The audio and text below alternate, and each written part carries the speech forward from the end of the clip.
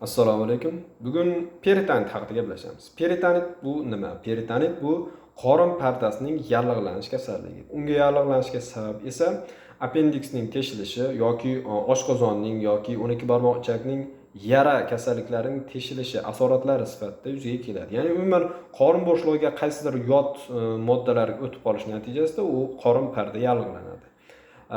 Qorin buning asosiy belgilari esa qorin qattiq, kuchli og'riqli, harorati baland va ko'ngillanish va qusish bilan birgalikda kechadi. Shu bilan birgalikda yurak urishi tezlashadi va qon bosimi pasayib ketadi. Agar uni tezda diagnostika qilinmasa va kerakli davo chorasi ko'rilmasa, 12-72 soat ichida insonning hayotini saqlab qolishi 90% dan 10% gacha o'zgarib ketadi.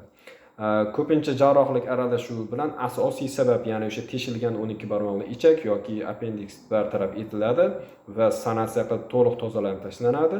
Bundan tashqari antibiotiklar bilan birgalikda elektrolitlar ham berib boriladi.